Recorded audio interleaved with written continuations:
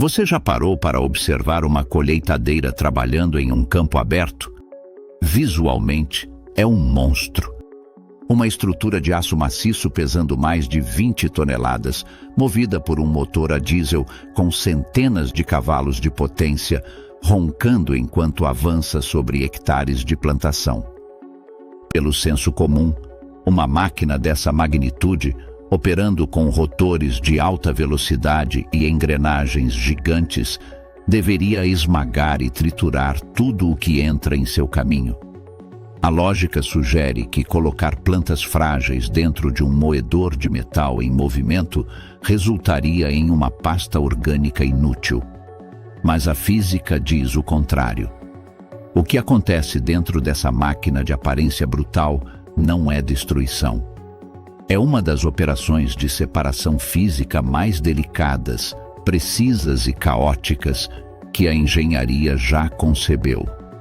Ela engole um caos absoluto de terra, folhas, caules grossos e vagens. E, em questão de segundos, cospe o lixo para trás, enquanto armazena sementes puras e intactas em seu tanque. Hoje, nós vamos fazer um raio-x completo dessa fábrica sobre rodas. E eu garanto, depois deste vídeo, você nunca mais olhará para a agricultura da mesma forma. Para entender a genialidade desta máquina, precisamos entender o pesadelo logístico que ela resolve. Historicamente, transformar uma planta em alimento exigia 3 processos físicos distintos, trabalhosos e demorados. Primeiro, o corte. Segundo, a trilha, que significa espancar a planta para soltar o grão da espiga. E terceiro, a limpeza, jogar a mistura de grãos e palha para o alto, para que o vento levasse a palha leve embora e o grão mais pesado caísse no chão. Isso levava meses e exigia exércitos de trabalhadores. O grande desafio da engenharia moderna não era apenas mecanizar essas etapas. O verdadeiro problema físico era como você consolida essas 3 operações, cortar, espancar e soprar, em um fluxo contínuo, dentro de um único veículo se movendo a 10 km por hora em terrenos irregulares. E pior, como fazer isso lidando com um material biológico imprevisível? Em um mesmo campo, a umidade da planta muda dependendo da hora, a densidade do caule varia. O problema físico fundamental era o equilíbrio de forças. Era preciso aplicar energia cinética suficiente para quebrar a casca, mas parar o impacto no exato milissegundo antes de danificar a semente. Tudo começa na frente da máquina, na plataforma de corte. Imagine essa plataforma como uma boca gigantesca e altamente especializada. A primeira coisa que toca a planta é o molinete, aquele cilindro giratório com hastes de metal. A função dele não é arrancar a planta, mas agarrá-la e puxá-la gentilmente para trás. No instante em que a planta é inclinada, ela encontra a barra de corte. Esqueça a ideia de uma serra circular. A barra de corte funciona exatamente como uma máquina de cortar cabelo gigante. São dezenas de lâminas triangulares movendo-se freneticamente da esquerda para a direita, presas contra proteções de metal fixas. Quando o caule entra entre a proteção estática e a lâmina móvel, ele sofre cisalhamento. É um corte limpo e imediato.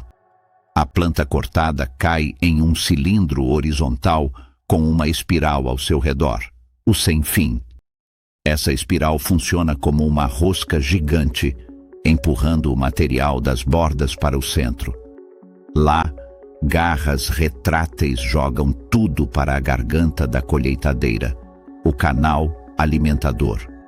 Uma esteira de correntes puxa o material para o interior escuro da máquina. Até aqui, nós apenas colhemos. O grão ainda está preso.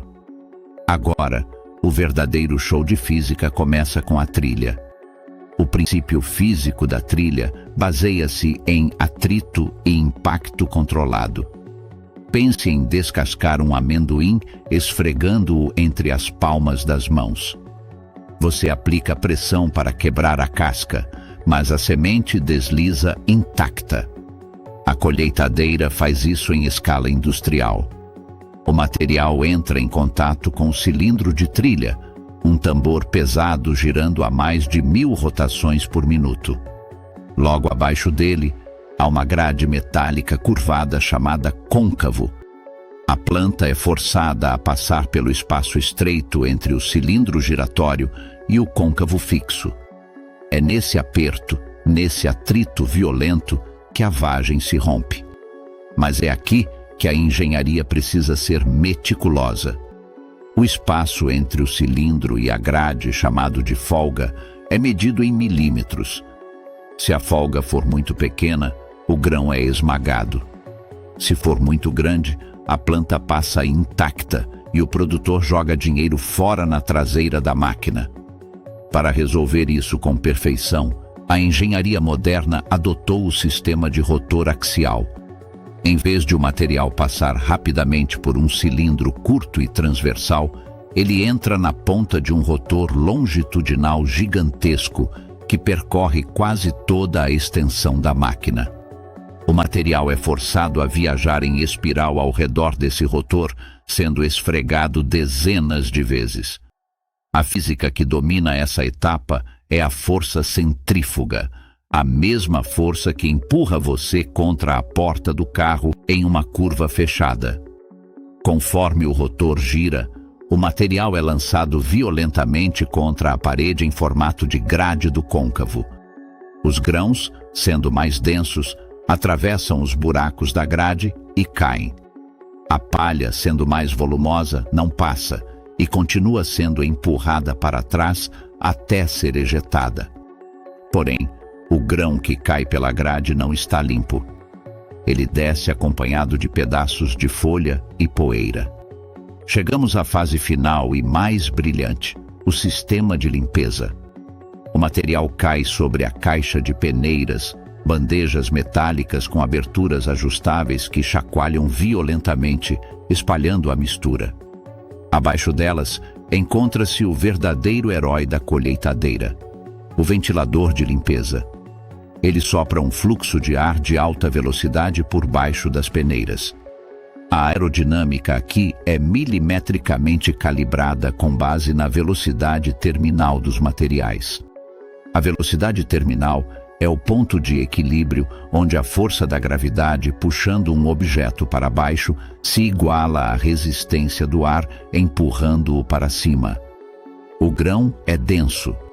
Sua velocidade terminal é alta, então ele vence a força do ar e cai pelos buracos. A palha e a poeira têm uma densidade baixíssima. O vento os levanta e os sopra diretamente para fora da máquina.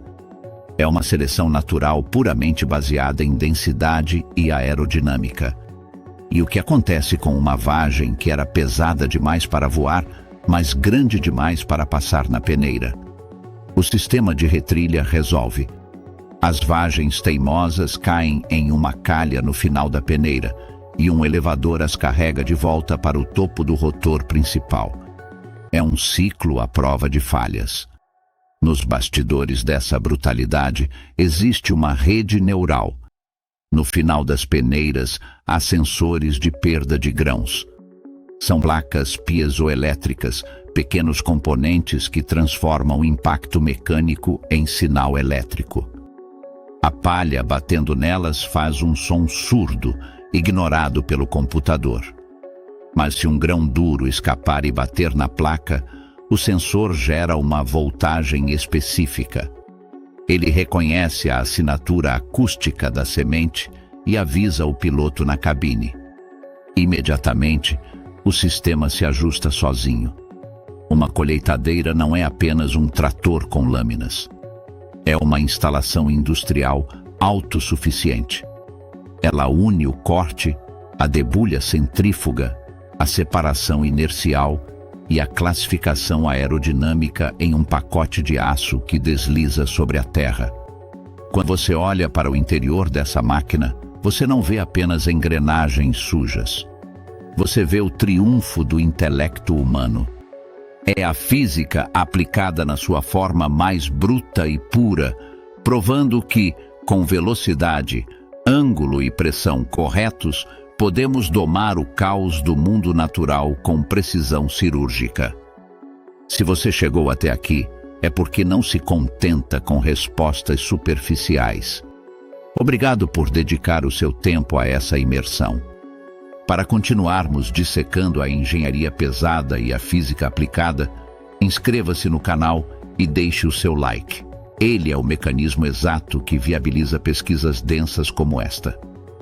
E participe nos comentários. Qual máquina colossal devemos colocar na nossa mesa de dissecação a seguir?